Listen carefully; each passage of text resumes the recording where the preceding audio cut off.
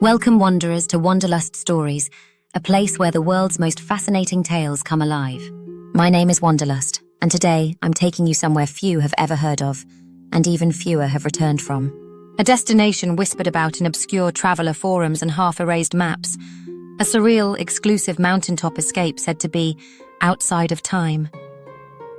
The place is called Saint Lys, nestled high in the Pyrenees, unreachable by car, unmapped by satellite, and only accessible, so they say, by invitation. This is the story of a solo traveller's stay at a luxury hotel that promised transcendence, but delivered something else entirely, something that has changed me forever.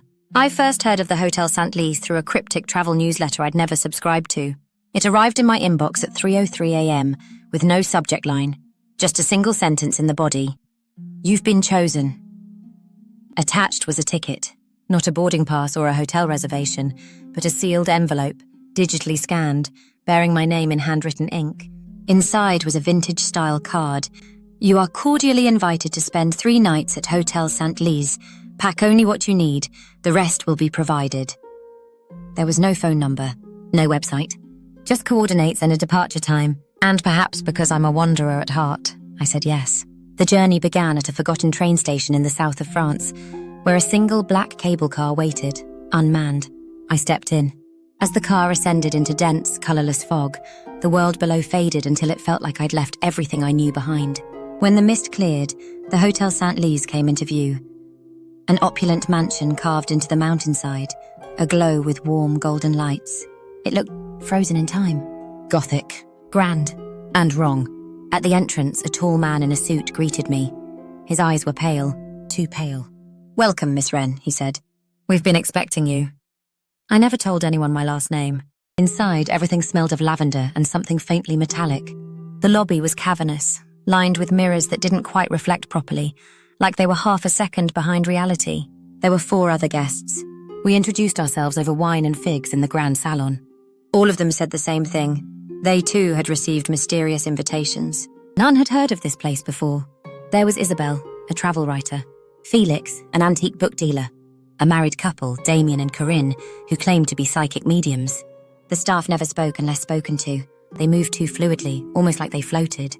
And no one, I noticed, ever used the front door after arrival. That first night, I awoke to whispers. Not through the walls, but inside my room. They spoke in a looping cadence, as if chanting something backwards. I sat up in bed, heart racing.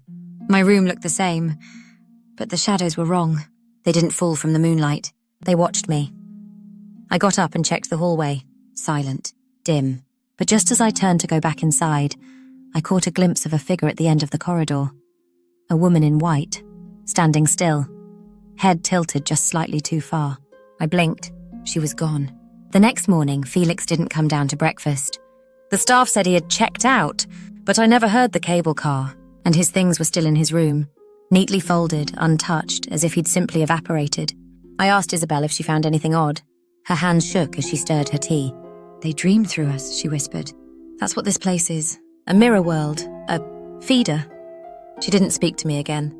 That night, I tried to leave. I ran through the hallway, down the main staircase. But every door I opened led back to the hotel. Even the windows looked out onto the same view, no matter which side of the building I faced. Time fractured.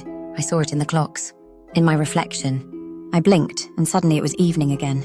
On the final night, I followed a hallway I swear hadn't been there before. At the end was a room of mirrors, floor to ceiling. Inside stood the woman in white. Only now I realized it wasn't a woman. It was me. But she smiled with a mouth that wasn't mine. Her eyes were hollow, black, and she moved only when I didn't look directly at her. I ran, screaming through endless hallways that looped into themselves. Paintings blinked. The walls pulsed like lungs. And then silence. I awoke in my room at dawn. My suitcase packed, a single card on the pillow. "Thank you for staying. You may go now." The cable car was waiting. I don't remember the ride down, only the way the fog swallowed everything behind me. I tried to find the station again later. The coordinates led to a flat field, empty but for grass and stone. No tracks, no signs, nothing. Sometimes late at night, I still hear the chanting.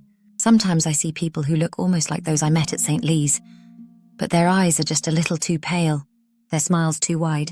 So, my fellow wanderers, should you ever receive an invitation to the Hotel Saint Lys, think twice. Some places were never meant to be found.